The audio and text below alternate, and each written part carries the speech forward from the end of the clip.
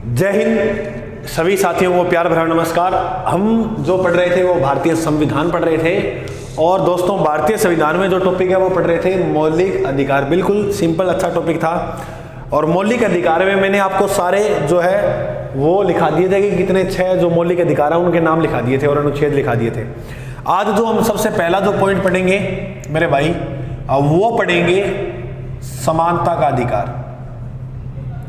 किसका अधिकार? समानता का अधिकार। बिल्कुल याद करवा देंगे साथ में, सिंपल सी बात है। समानता का जो अधिकार है उनका उल्लेख आर्टिकल 14 से लेकर आर्टिकल 18 तक। यानी अगर पूछे समानता का अधिकार जो वो कुल कितने अनुच्छेदों के अंदर है तो हम बोलेंगे कि 5 अनुच्छेदों के अंदर है। ठीक है, चलो देखते हैं 14 से 18। पहले एक बार ये देख लेते हैं कि है क्या इसमें। अनुच्छेद 14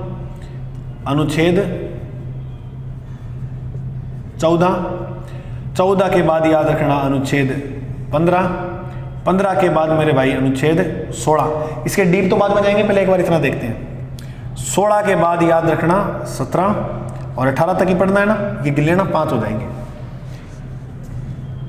14 के अंदर ये लिखी है बात कि विधि यानी कानून के समान संरक्षण।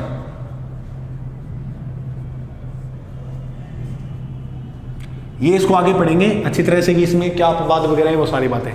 अभी विधि के समान संरक्षण का मतलब ये याद रखो तुम, कानून सभी के लिए समान होगा। इसी को बोलते हैं विदेशी अनुच्छेद 14, है ना।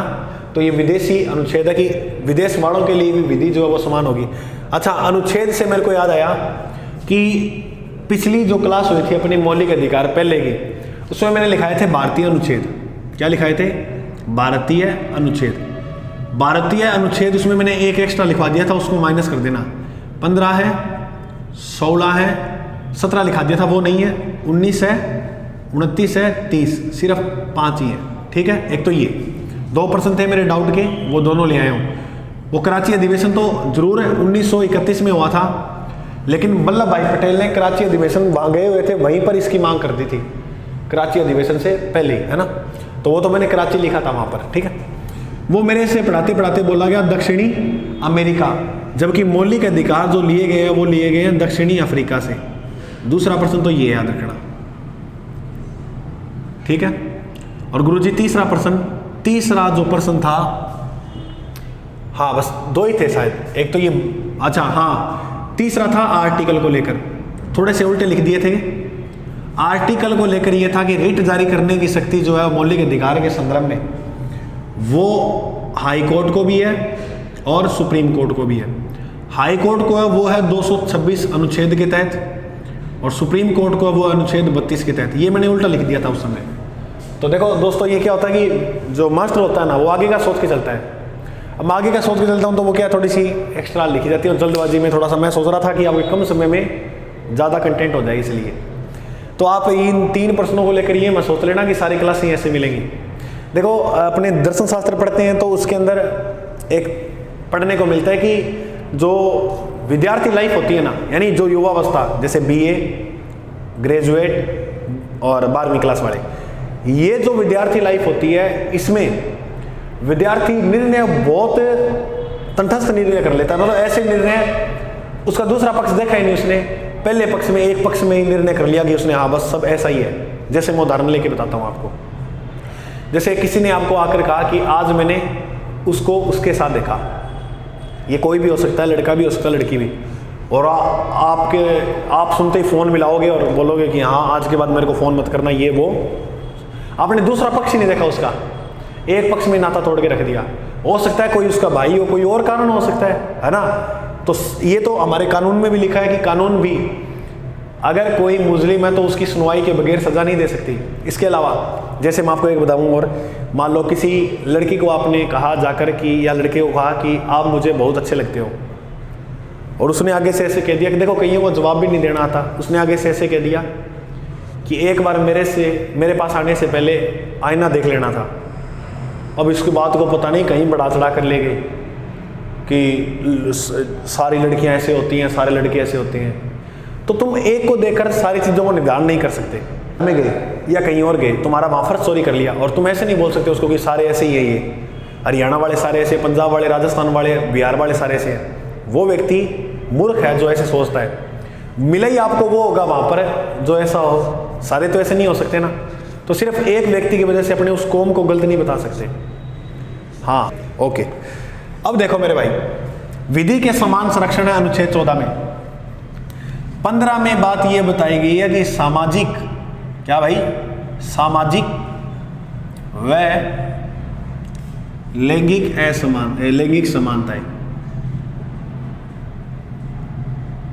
इसका मतलब मेरा भाई ये कानून सभी के लिए एक होगा। 14 में कहा है, 15 में यह कहा गया है कि समाज के अंदर हम लिंग, जाति, धर्म, रंग, जन्म स्थान के आधार पर भेदभाव नहीं कर सकते किसी से, क्योंकि ये हमारा मौलिक अधिकार है। ये बात भी समझ में आ गई। अब बात करेंगे 15 के बाद 16 में लिखा हुआ है आरक्षण। 16 में क्या लिखा है? आरक्षण। सरकारी नियोजन में आरक्षण का जो उल्लेख है वो कहाँ है? 16 याद देखो, 16 सन आरक्षण या इसे आप कह सकते हो अवसर की समानता। सरकारी नियोजन में अवसर की समानता, ये लिखा गया 16 में। अब बात करें मेरे भाई अनुच्छेद 17 के अंदर। 17 में स्पर्शता का अंत। स्पर्शता कौन सी? अस्पर्शता, अस्पृश्यता का अंत। यानी इसका मतलब ये है कि हम किसी के साथ छुआछूत नहीं कर सकते। गुरुजी करेंगे तो इसके लिए कानून है, ठीक है। गुरुजी 18 में क्या लिखा है मेरे भाई? 18 में लिखा है उपाधियों का अंत। सिंपल सी बात है, उपाधियों का अंत। यानी हम किसी विदेशी राज्य से उपाधि नहीं ले सकते, उनका क्या किया गया अंत। इनको डीप से पढ़ेंगे फिर अच्छी तरह से जानेंगे। 16 में विधि के समान संरक्षण, 15 में सामाजिक व लैंगिक समानता, यानी समाज में हम भेदभाव नहीं कर सकते। अवसर की समानता 16 में, 17 में स्पर्शता का अंत, 18 में उपाधियों का अंत। हो जाएगा यार। सबसे पहले अपने पढ़ते हैं अनुच्छेद नंबर 14। बहुत ही अच्छा अनुच्छेद है। चलो भाई देखो, ये कर लेना सही, ठीक है। उसमें पहले वाले में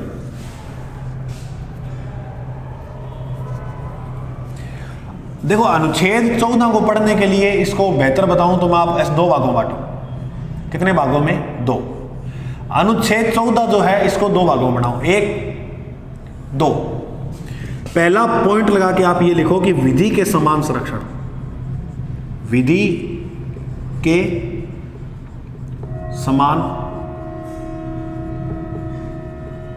संरक्षण। एक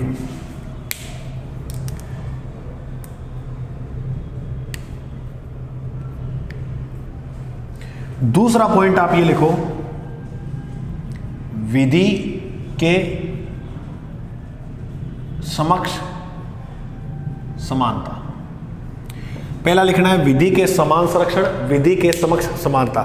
सबसे पहले मैं ये पढ़ाता हूं। विधि के समक्ष समानता, ये जो लिया गया है, ये अवधारणा जो ली गई है वो ली गई है मेरे भाई ब्रिटेन से। ये अवधारणा कहां से ली गई है? ब्रिटेन से। ये जो है ये इसका एक नकारात्मक पहलू है। क्या है? नकारात्मक पहलू है। कैसे? अभी बता देता हूं। इसमें ये लिखा है कि विधि का मतलब होता है कानून। कानून सभी के लिए समान होगा। क्या ये होता है क्या रियल में? नहीं होता गुरुजी, इसीलिए नकारात्मक है। कैसे गुरुजी? नहीं, क्यों नहीं होता? तो मैं इसके लिखा रहा हूं तुम्हें अपवाद। क्या लिखा रहा हूं? अपवाद। अपवाद में लिखोगे तुम अनुच्छेद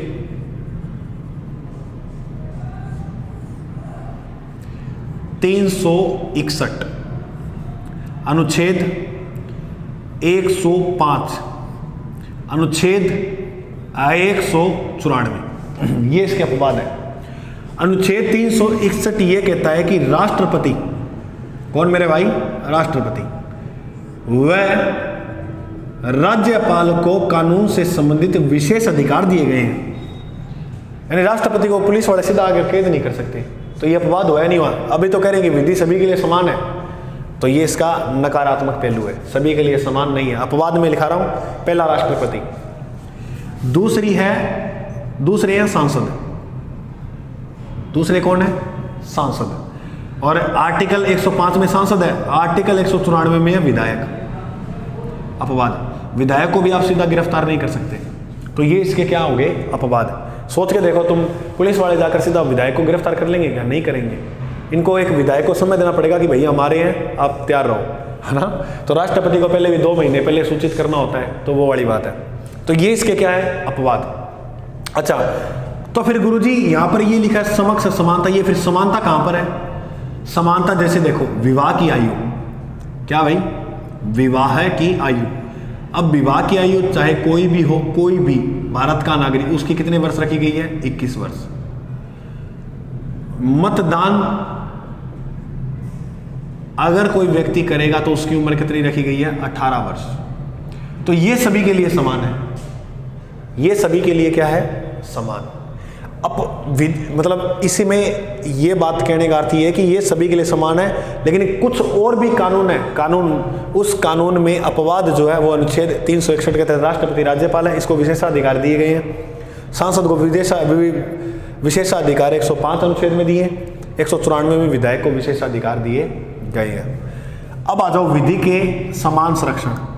इसका मतलब ये है मेरे भाई, पहले तो देखो ये अवधारणा कहाँ से ली गई है? ये अवधारणा जो ली गई है वो ली गई है अमेरिका से। कहाँ से ली गई है? अमेरिका से। यह इसका एक सकारात्मक पहलू है। सकारात्मक गुरुजी किसे बोलेंगे? सकारात्मक उसमें बोलेंगे जिसमें वंचित वर्गों का उत्थान होगा। किनका उत्थान होगा? वंचित वर्गों का। इसमें यह कहा गया है कि विशेष परिस्थितियों के अंदर व्यक्ति को कानून में छूट मिल सकती है। विशेष परिस्थितियों में व्यक्ति को कानून के अंदर, विधि के अंदर क्या मिल सकती है? छूट। जैसे तुमने, जैसे ये काम क्यों किया गया? यानी ये काम इसलिए किया गया कि वंचित वर्गों का क्या हो सके? उत्थान हो सके। ये यूपीएससी मेंस में भी आया हुआ प्रश्न है। वंचित वर्गों का उत्थान हो सके इसलिए ये काम शुरू किया गया। अब देखो मेरी बात ध्यान से, वंचित जो वर्ग थे उनका उत्थान हो सके इसलिए ये काम शुरू किया गया। जैसे मैं आपको उदाहरण के लिए बताऊं, तुम मान लो कोई फॉर्म भरते हो एग्जाम का, क्या भरते हो? फॉर्म है तो कानून वाली बातें। फॉर्म सभी के लिए समान, यानी इसमें बता रहे हैं कि विधि के समान संरक्षण, विधि सभी के लिए समान संरक्षण देगी। लेकिन तुम देखो यूपीएससी के अंदर जनरल वाला कोई अटेम्प्ट सीमित है कि जनरल वाले 6-7 जितने अटेम्प्ट है वो उतने ही दे सकते हैं, लेकिन SC/ST वाले देखो जितने चाहो उतने दे सकते हैं। तो यहाँ पर फर्क आ रहा है, नहीं आ रहा? तो ये क्यों? क्योंकि जहाँ विशेष परिस्थितियाँ होंगी उसके हिसाब से दिया जाएगा। तुम देखना यहाँ ST/SC की जो मेरिट निकलेगी वो कम निकलेगी, जनरल वालों की अधिक होगी। तो यहाँ पर अंतर आया, नहीं आ रहा? उम्र का भी देख लो, कोई फार्म होता है राजस्थान पुलिस में 5 साल उम्र की छूट देते हैं SC/ST वालों को, इसको देते नहीं है। तो मतलब यहाँ भी तो विधि के समान संरक्षण लिखा हुआ है लेकिन दे नहीं रहे फिर भी। तो ये इसका एक सकारात्मक क्यों है? क्योंकि ये वंचित वर्गों के उत्थान के लिए है।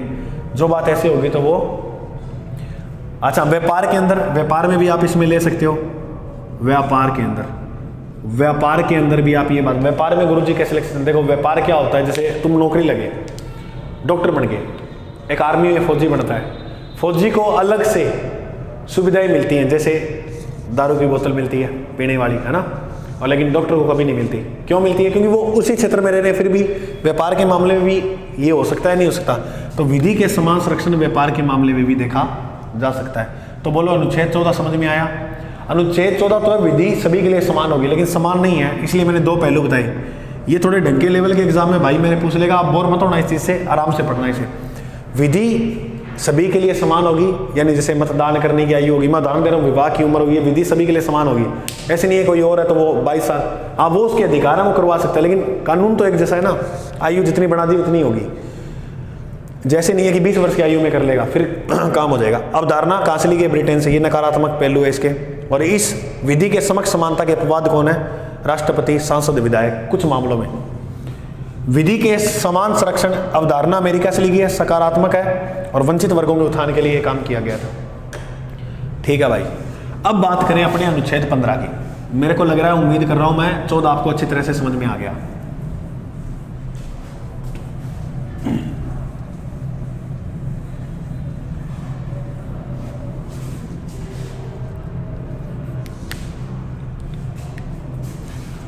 अनुच्छेद 15।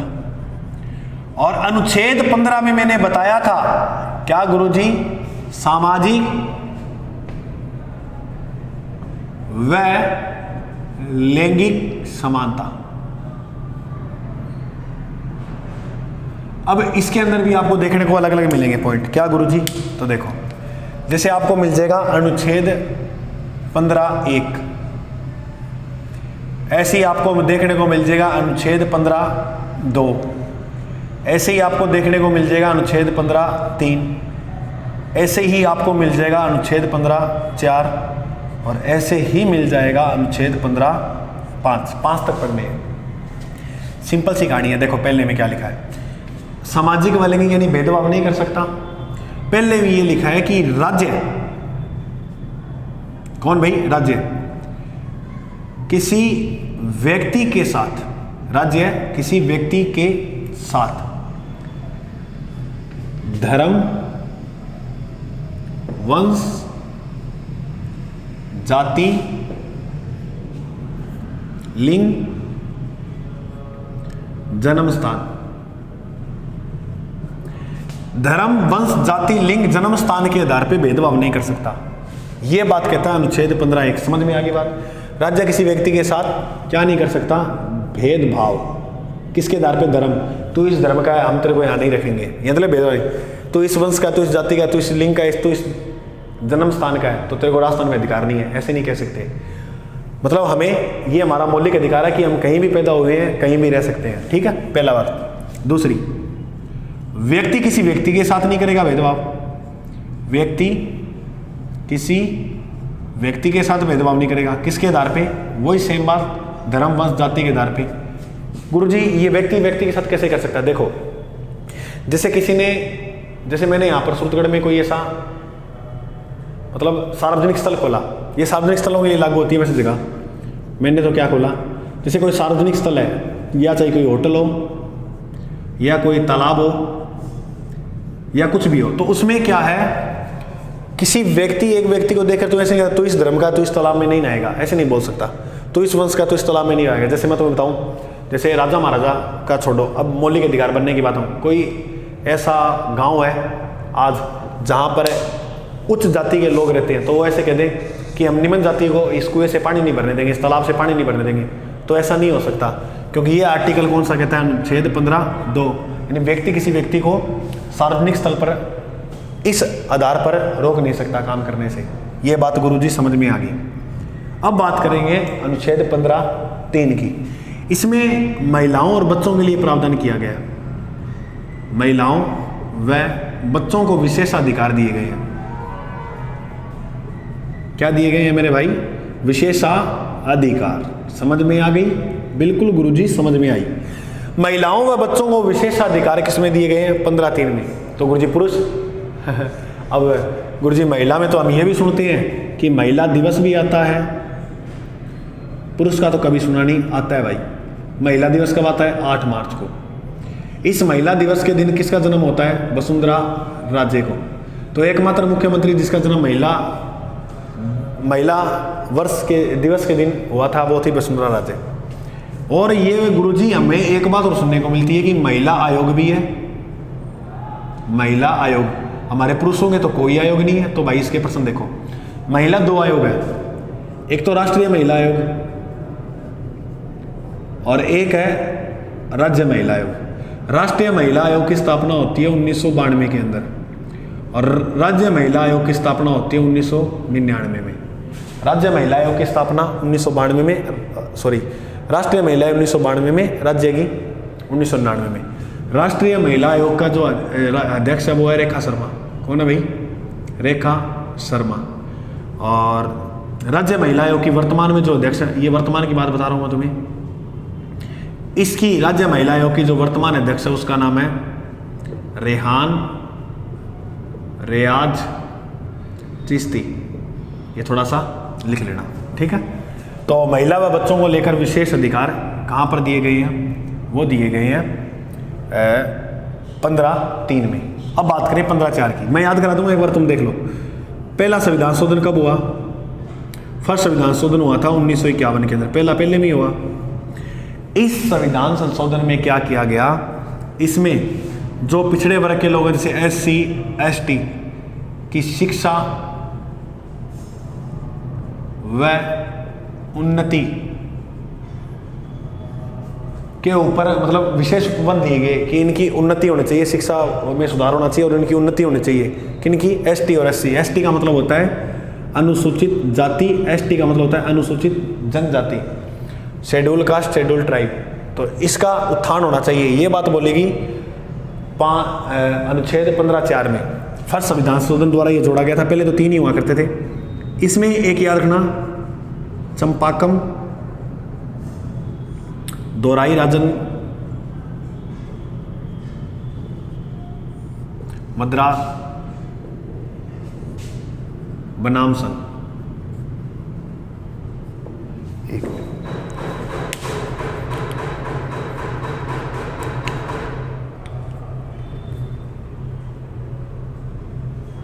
इसमें ही फैसला दिया गया था कि चंपाकम, दोराई मद्रास बनाम संघ 1951 में। इसी के तहत सुप्रीम कोर्ट ने फैसला दिया था, किसने? सुप्रीम कोर्ट ने, कि SC और ST की शिक्षा में उन्नति होनी चाहिए। ठीक है गुरुजी, याद हो जाएगा। अब इसके बाद मेरे भाई ये याद कर लेना, इंपॉर्टेंट है, 15(5) में, एक मिनट में ये थोड़ा साफ कर देता हूँ, चंपाकम बड़ा याद रखना।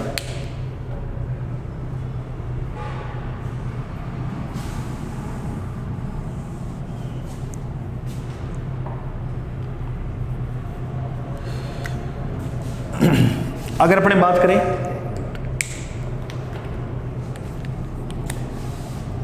तिरानवेवां संविधान संशोधन हुआ था गुरुजी, 93वां संविधान संशोधन कब हुआ मेरे भाई? 2005 में। इसके तहत ये जोड़ा गया था क्या? 15(5).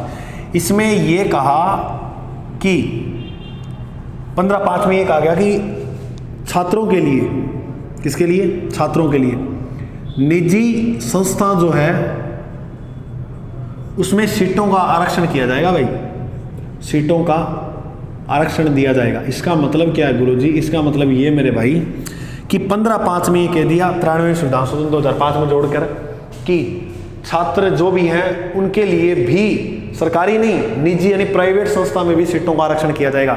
SC ST वालों की सीटें इतनी होगी, स्कूलों के अंदर भी, और जो भी कॉलेज है उसके अंदर इतनी सीटों का निर्धारण ऐसे है। वो किस अनुच्छेद के तहत किया गया? 15(5). बिल्कुल सिंपल, देखो बोलो मेरे साथ। 15(1) में राज्य किसी व्यक्ति के साथ भेदभाव नहीं करेगा, दूसरे में व्यक्ति किसी व्यक्ति के साथ नहीं करेगा, तीसरे में महिला और बच्चों के बारे में, चौथा SC ST के बारे में, और 5वां छात्रों और निजी संस्थाओं सीटों का आरक्षण।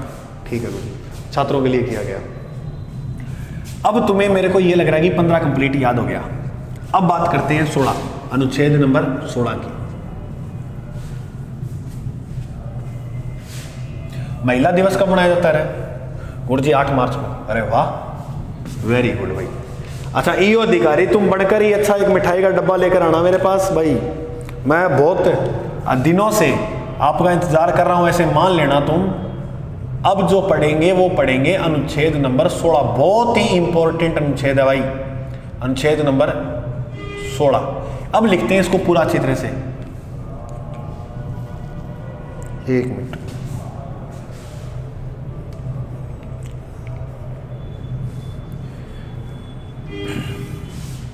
सोलह में ये लिखा है, लोक नियोजन के विषय में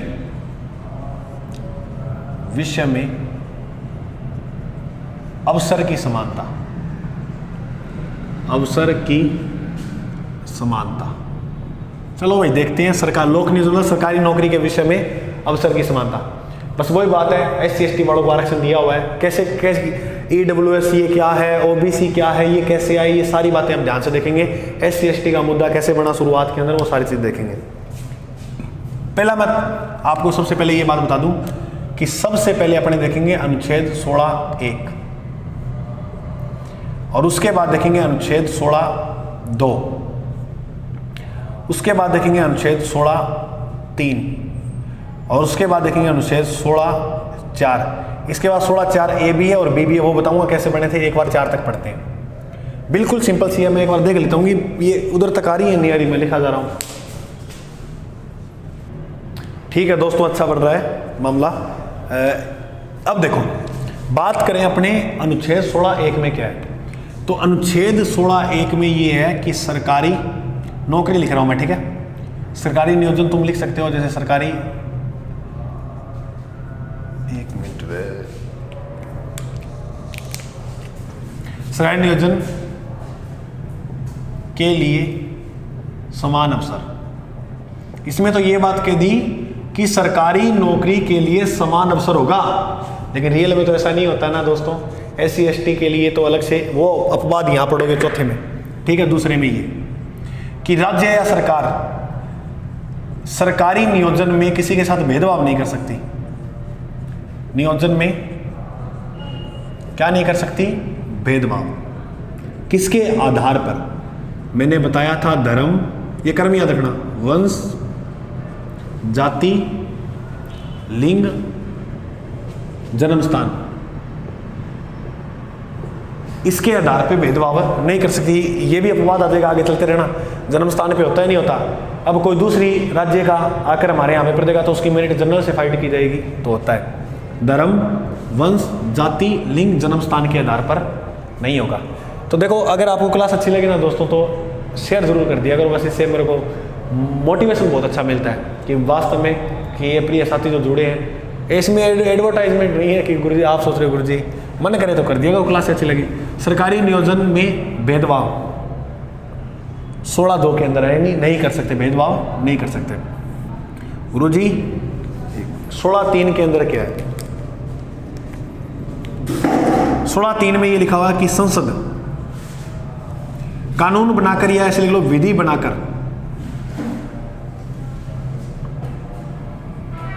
स्थानीय लोगों के लिए विशेष प्रावधान कर सकती है।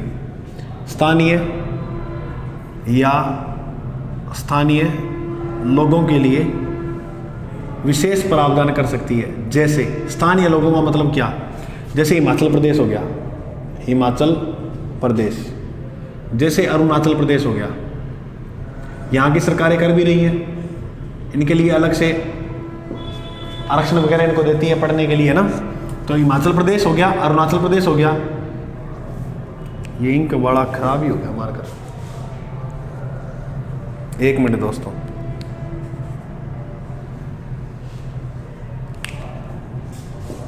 उसके बाद मणिपुर हो गया, त्रिपुरा हो गया, तेलंगाना हो गया, आंध्र प्रदेश हो गया। ठीक है, तो ये जो है उनके लिए कानून जो है वो इन लोगों के लिए, स्थानीय लोगों के लिए विशेष अवसर रखकर जो है वो काम कर सकता है। ये बात लिखी गई है 16(3) में, यानी कानून संसद विधि बनाकर स्थानीय लोगों के लिए नौकरी वगैरह लॉन्च कर सकती है। 16 अगर एक मिनट संसद विधि बनाकर, एक मिनट, ये सारे मार्कर खराब हो गया यार। सरकारी, ये भी देखो, सरकारी नियोजन में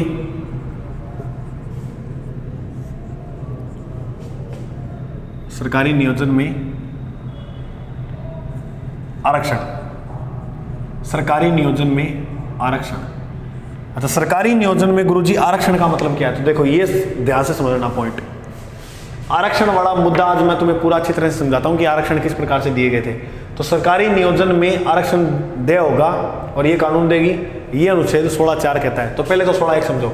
सरकारी नियोजन के लिए समान अवसर, यानी सभी को समान अवसर मिलेंगे, ये ऐसी बात नहीं है। सरकारी नियोजन भेदभाव नहीं करेगा इस आधार पे।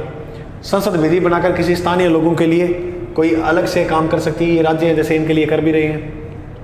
सरकारी नियोजन में आरक्षण, तो देखो जब मूल संविधान बना था ना, क्या बना था? मूल संविधान बना था, उस समय SC और ST को आरक्षण दिया गया था टोटल 22.5%, जिसमें से SC को दिया गया था 15%, ST को दिया गया था 7.5%। लेकिन एक बात और लिख दी, नोट अनुच्छेद 340, अनुच्छेद 340 ये कहता है मेरे भाई कि राष्ट्रपति चाहे, कौन? तो भाई ये तो मामला खराब हो गया, आज तो सारे मार्कर ही खराब हो गए।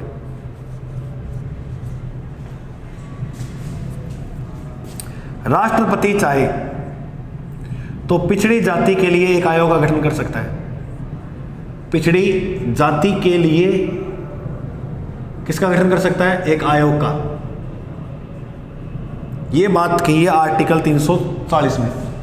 ऐसे ही सबसे पहले जातियों के लिए जो आयोग लाया गया था उसका नाम था काका कलेक्टर आयोग।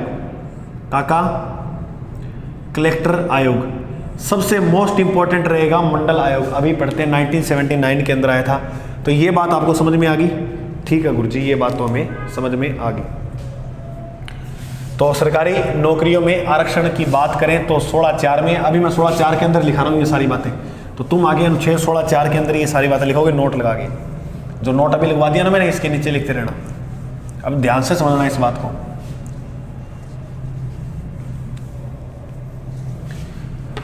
बोरिंग तो नहीं हो रहे तो भाई थोड़ा सा देखो, अगर मैं ऊपर से करा दूं तो फायदा क्या करवाने का? ठीक है, प्रश्न आएंगे फिर गलत होंगे, फिर कहूँ गुरुजी ऊपर से करवाया था, तो ऊपर से तो गलत ही होंगे है ना। तो ये थोड़ा करो, कोई बात नहीं है। इसमें एक आयोग का गठन किया गया था जिसका नाम था मंडल आयोग। आयोग का नाम क्या था? मंडल आयोग। इस मंडल आयोग का जो गठन है मेरे भाई वो किया गया था 1979 के अंदर। इस टाइम जनता पार्टी की सरकार थी। किस पार्टी की? जनता पार्टी की सरकार के समय गठन हुआ था इसका। इसके प्रधानमंत्री पूछे इसके टाइम कौन थे? 1979 में प्रधानमंत्री जो थे वो थे मोरारजी देसाई। मोरारजी देसाई। बिल्कुल गुरुजी, समझ में आ गया। और उसके बाद मैं आपको बात बताऊं तो इसके जो अध्यक्ष बनाए गए थे वो थे बिंदुवेश्वर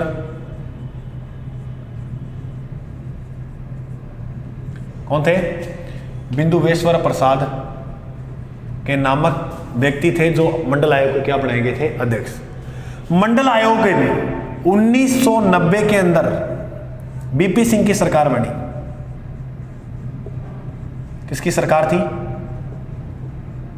वीपी सिंह की।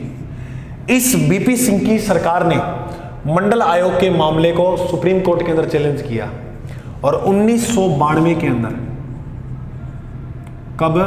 1992 में इंदिरा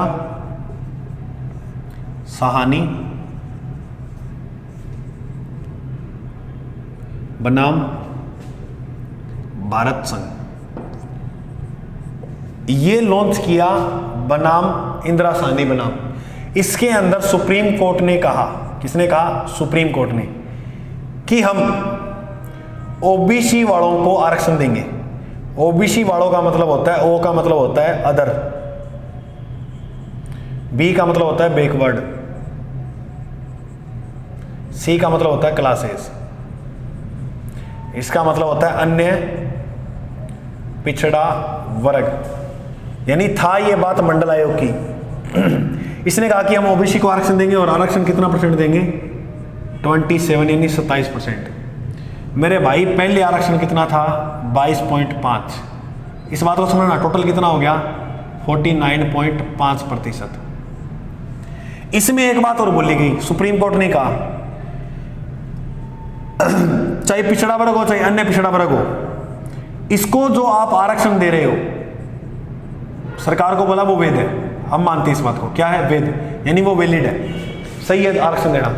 लेकिन ये आरक्षण 50% से ऊपर नहीं होना चाहिए, ये बात भी बोल दी, ऊपर नहीं होना चाहिए। लेकिन ईडब्ल्यूएस का और पढ़ोगे आगे तो 50 से ऊपर हो जाएगा, देखना वो कैसे। इसमें नीचे लिखा था विशेष परिस्थितियों को छोड़कर। कोई विशेष परिस्थिति ऐसी आ गई, जैसे देखो एक्स मेन सर्विस की मेरिट अलग बढ़ती है, बहुत ही कम होते हैं उसके तो नंबर, है ना।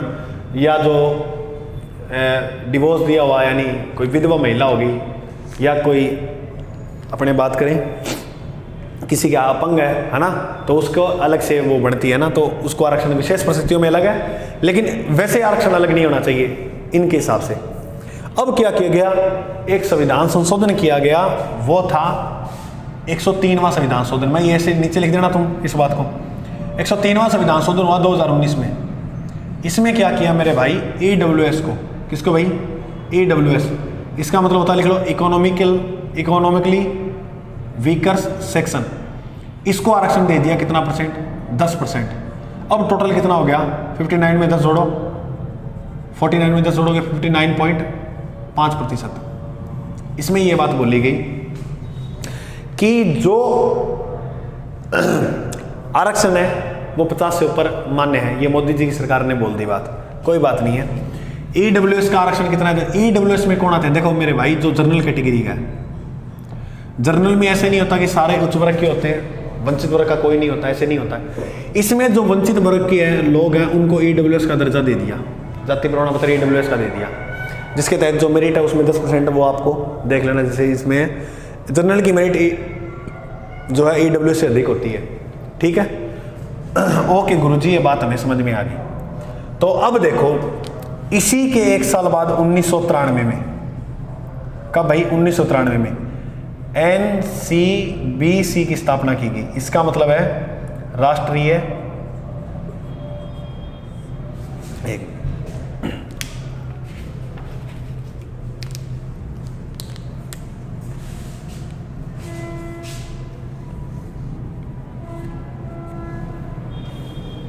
राष्ट्रीय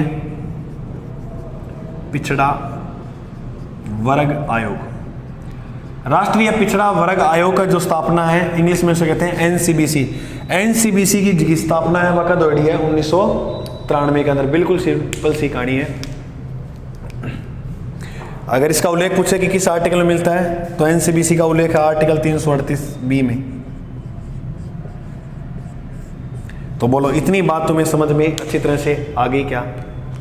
हाँ, तो मैं ये साफ कर रहा हूँ। मंडल आयोग अच्छी तरह से एक रट लेना, नोट लगा के लिख लेना, प्रश्न आ जाएगा यहाँ से।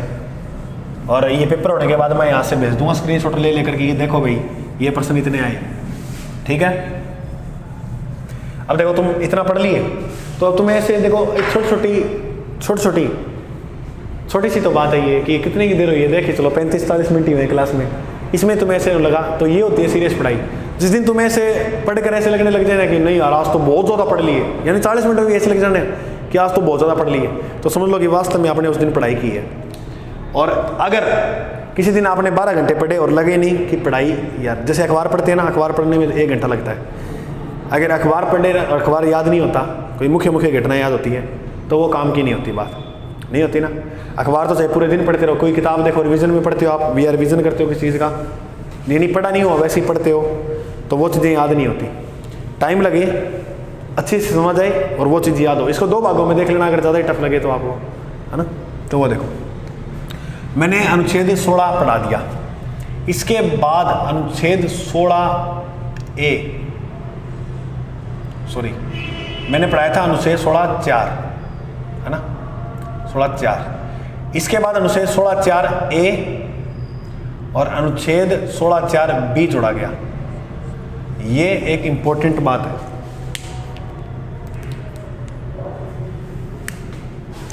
ये जोड़ा गया 77वें संविधान संशोधन के तहत। 77वां संविधान संशोधन हुआ था 1995 में, और बी जो है वो जोड़ा गया 81वें संविधान संशोधन के तहत, जो हुआ था 2002 के अंदर। 16(4)A में गुरुजी क्या लिखा हुआ है? तो मेरे भाई 16(4)A के अंदर ये बात लिखी गई है कि जो पिछड़े वर्ग के लोग हैं, जो पिछड़े वर्ग के लोग हैं, उनकी उन्नति की जाएगी।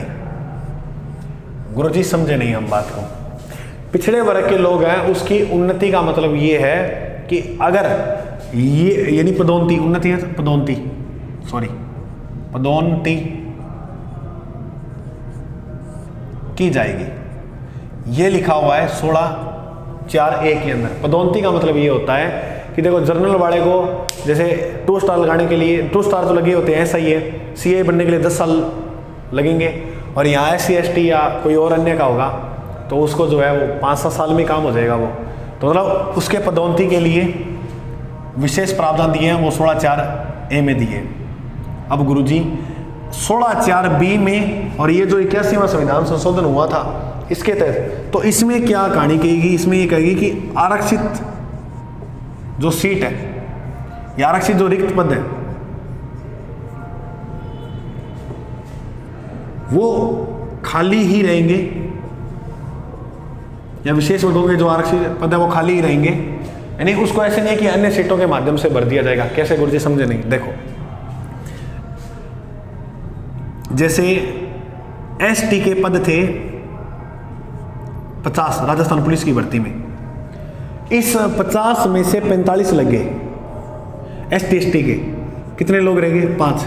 अब ऐसे नहीं है कि एसटी वाले ये 5 लोग, एसटी वालों की ये 5 सीट जो है ये एससी वालों को दे दी जाएगी, ये जनरल वालों को दे दी जाएगी, ये ओबीसी वालों को दे दी जाएगी। ऐसे नहीं है, ऐसे नहीं कर सकते। अगर एसटी के ये 5 पद रह गए ना तो अगली राजस्थान की पुलिस की भर्ती है ना उसमें 5 ऐड कर दिए जाएंगे।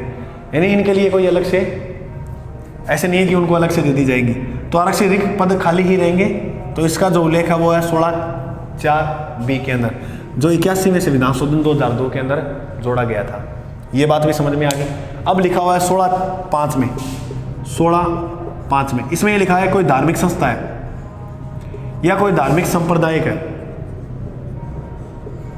संस्था है, सांप्रदायिक संस्था है, वो अलग से ऐसी कोई भर्ती लॉन्च कर सकती है जिसमें सदस्य व पदाधिकारी कह दो या तो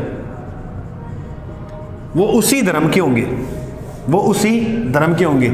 अभी तो कह रहे थे गुरुजी धर्म को लेकर हम भेदभाव नहीं कर सकते, लेकिन कोई धार्मिक वो उसी धर्म के हो या कोई सांप्रदायिक संस्था ऐसी हो जो उसी धर्म की हो तो अपने सदस्य और पदा यानी अपने सदस्यों के लिए अनेक से पद निकाल सकती है।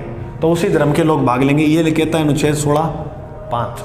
बोलो अनुच्छेद 16(5) समझ में आ गया? बस ये था 16 एक बड़ा था, मैं समझता हूँ कि तुम्हारे को बहुत बड़ा लग रहा है ये, बाकी इतनी लंबी छोटी कहानी नहीं है, मैंने भी पढ़ाया है। तो आप इसको एक बार और देखना फिर अच्छी तरह समझ में आएगा। नोट्स को ध्यान से बनाओ, 1-2 बार समझोगे ना अच्छी तरह समझ में आएगा। ये पढ़ने के बाद आप कोई मर्जी किताब खोल लेना, फिर आपको दिक्कत नहीं आएगी। अनुच्छेद 16 पढ़ा दिया मैंने, अब पढ़ेंगे अनुच्छेद 17। ठीक है भाई? ओके गुरुजी। अनुच्छेद 17 बस 18 बस 2 ही तो रह गए। कितना टाइम हो गया क्लास का? चलो 50 तक तो 10 करा दूंगा 9-7 मिनट में। अनुच्छेद 17, अनुच्छेद 17 मेरे भाई, अनुच्छेद ये 17 का लिखता है कि असप्रस्ताकांत।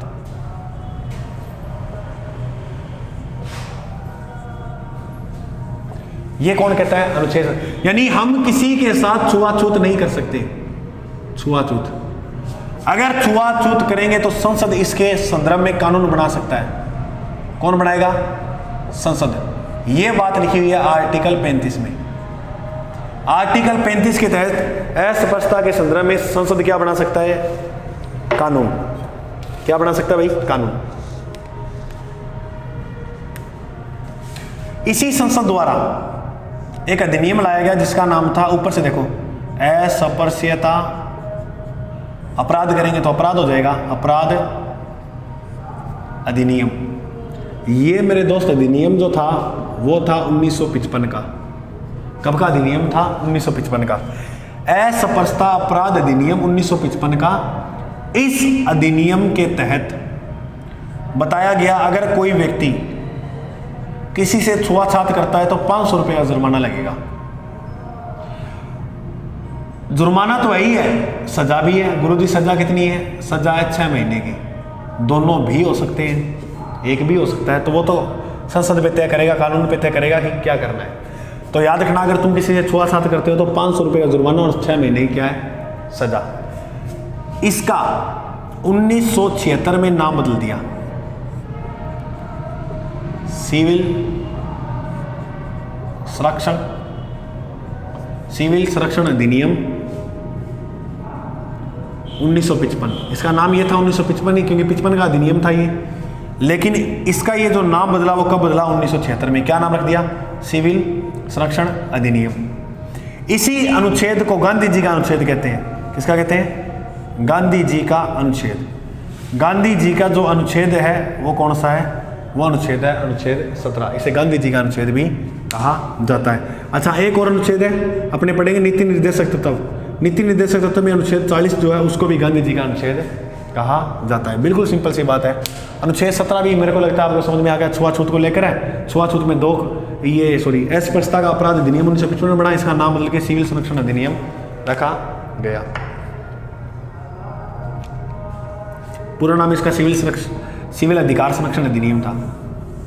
ठीक है, अब लास्ट पढ़ेंगे उपाधियों का अंत। अभी मजा आएगा भाई पढ़ने में कि हम कौन सी उपाधि नहीं ले सकते, ये लेके दिखा लियो तो, है ना। तो उपाधियों का जो अंत है वो 8 में है। अनुच्छेद 18 में क्या लिखा हुआ है? उपाधियों का अंत। अब क्या क्या उपाधि हो सकती है वो देखो। सबसे पहले तुम पढ़ो, 4 ही पढ़ने इसमें, 18(1). उसके बाद तुम पढ़ोगे 18(2). उसके बाद पढ़ोगे मेरे भाई 18(3). और उसके बाद क्या पढ़ोगे? 18(4). आ जाओ समझते हैं सारा मामला। आज तो इंक वो ज़्यादा डाल दी इसमें और ये बाहर निकल गई।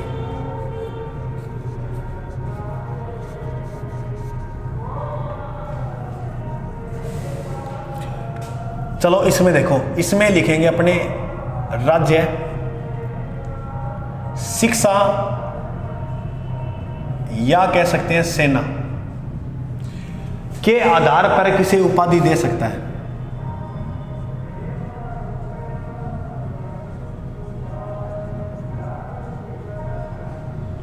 तो राज्य उपाधि दे सकता है, यानी उपाधियों का अंत लिखा हुआ है लेकिन उपाधि दे भी सकता है, ये बात कही है 18(1) में। लेकिन वो आधार क्या होगा? शिक्षा या सेना। जैसे एक दोस्तों शब्द आता है क्रीमी लेयर, ये आएगा प्रश्न। क्रीमी लेयर की जांच के लिए सुप्रीम कोर्ट ने कौन सी समिति का गठन किया है? तो वो क्या था? रामानंदन। अच्छा ये लिख लेना तुम, अनुच्छेद 16 में लिख लेना, नोट लगाए। क्रीमी लेयर का मतलब ये होता है वह जनजाति या जो भी जिसका विकास हो गया हो, शिक्षा के संबंध में जिसका क्या हो गया हो? विकास हो गया हो, उसे बोलते हैं creamy layer. Non creamy layer उसे बोलते हैं जिसका विकास नहीं हुआ हो। ठीक है, हाँ। तो राज्य 18(1) में लिखा, राज्य शिक्षा सेना के आधार पर उपाधि दे सकता है। कैसे? जैसे तुमने PhD की तो तुम्हारे नाम क्या लगेगा? डॉक्टर। तो ये उपाधि मिली या नहीं मिली? मिलेगी। तुम सेना के अंदर कोई ऐसा काम कर दिया जैसे तुम्हें पद मिलेगा लेफ्टिनेंट गवर्नर का, तो ये नाम है नहीं, लेफ्टिनेंट गवर्नर का उपाधि मिली या नहीं मिली? मिलेगी। तो इसके अंदर तो उपाधि ले सकते हैं। लेकिन अनुच्छेद जो हमारा 18(2) है वो ये बताता है बात कि भारतीय नागरिक, क्या भाई, भारतीय जो नागरिक है वो विदेशी राज्यों से उपाधि नहीं ले सकता। किससे? विदेशी राज्यों से। इसलिए उपाधियों का अंत में लिखाया था ना, इसलिए अंत है, उपाधि नहीं ले सकता। 18(3) में यह बताया कोई विदेशी नागरिक है। कौन नागरिक? विदेशी, और वह है भारत में रह रहा है। कहां रह रहा है भाई? भारत में। भारत में रह रहा है सिर्फ लाभ और विश्वास के पद पे, लाभ और विश्वास के पद पे। जैसे कोई अमेरिका का व्यक्ति अपने भारत में रह रहा है और अमेरिका में कोई वो ऐसा काम करके आया जिसमें अमेरिका वाले उसको उपाधि देना चाहते हैं, तो वह उपाधि नहीं दे सकते। अगर उपाधि देना चाहेंगे तो उसको किसकी अनुमति लेनी होगी? राष्ट्रपति की अनुमति लेनी होगी, वरना आप कोई भी देखो उपाधि नहीं ले सकते। तो विदेशी नागरिक भारत में लाभ या विश्वास के पद पर रह रहा है, वह विदेशी राज्यों से उपाधि नहीं ले सकता। अगर लेनी होगी तो किसकी अनुमति लेगा? राष्ट्रपति की। 18(4) में विदेशी राज्यों से मिलने वाली भेंट या उपाधियों के बारे में है। विदेशी राज्यों से मिलने वाली उपाधियां या भेंट के बारे में। दोस्तों मैं आपको एक नोट लगा के मोस्ट इंपॉर्टेंट बात लिखाता हूं अभी इसी समय। एक बनाम राज्य लाया गया था बालाजी राघवानंद बनाम राज्य। कब लाया गया? 1996 के अंदर। इस बनाम राज्य के अंदर सुप्रीम कोर्ट ने कहा, किसने कहा? सुप्रीम कोर्ट ने। क्या कहा? देखो, एक पद होता है, एक पुरस्कार दिया जाता है पद्म विभूषण, पद्म विभूषण बिल्कुल दिया जाता है गुरुजी, और एक पद दिया जाता है पद्म भूषण बिल्कुल दिया जाता है गुरुजी। एक पुरस्कार दिया जाता है पद्मश्री। पहले तो मैं तुम्हें एक बात बताऊं, इन पुरस्कार की शुरुआत कब हुई थी? तो इनकी शुरुआत होती है 1954 से। सुप्रीम कोर्ट ने इसके अंदर यह बात कही कि कोई भी व्यक्ति है वो अपने नाम के आगे व पीछे इन पुरस्कारों का या इनका यूज नहीं कर सकता। जैसे तुम्हें कोई पुरस्कार मिला, तुम अपने नाम के आगे से लगा सकते कि पद्म विभूषण फलाना। क्या अगर गुरुजी लगा दिए फिर तो लगा दिए तो लगा सकते हो, कानून तो है नहीं। ठीक है, तो याद रखना इसका कानून नहीं है कोई। अगर तुम ये काम करते हो ना तो इसका कोई कानून नहीं है। तो मैंने दोस्तों अनुच्छेद 14 से लेकर 18 तक 5 अनुच्छेद आज आपको करवा दिए इस क्लास के अंदर। मैं उम्मीद करूँगा, देखो मैं मानता हूँ कि कोई मास्टर होता है वो थोड़ा ज़्यादा लेंथ ले जाता ना तो बच्चा उसको इग्नोर करने लग जाता है, लेकिन मैं तुम्हारे भले के लिए लेके गया हूँ। कराने को मैं ये भी करवा सकता था, तो इसमें तुम्हारा फ़ायदा काफ़ी है, ताकि प्रश्न गलत नहीं होगा ना, इधर उधर भटकना पड़ेगा, एक ही जगह से सारा कुछ मिल जाएगा। ऐसे ही पॉलिटी मैं आपको पूरी करवाऊँगा, कोई दिक्कत वाली बात नहीं है, लेकिन टाइम मिला तो। फिर अगर मैं वादा कर लेता हूँ ना कि मैं करवाऊँगा, फिर तुम मैसेज पे मैसेज डालने लग जाते हो, गुरुजी ये करवाओ। अच्छा, मैं आपको एक बात बता दूँ, अपना टेलीग्राम चैनल भी इसी के नाम से है, जीके बाय अजय सर के नाम से। तो इधर मैं जो भी नोट्स वगैरह की PDF वगैरह है वो डाल दिया करूँगा, यहाँ से आप प्राप्त कर लिए करेगा। और दूसरी बात ये है कि जब GK by Ajay sir channel खोलो ना यूट्यूब, आपको संविधान की अगर क्लासें नहीं मिल रही तो इसके अंदर प्ले लिस्ट में जाया करो। इस प्ले लिस्ट के अंदर मैंने एक टॉपिक बनाया हुआ अलग से, भारतीय संविधान। वहाँ क्रम से सारी क्लासें सेट की हुई डाली हैं, संविधान का निर्माण कैसे हुआ सारी क्लासें डाली हैं, वो मिल जाएंगी। ठीक है दोस्तों, तो मिलते हैं अगले भाग में। आज के लिए जय हिंद।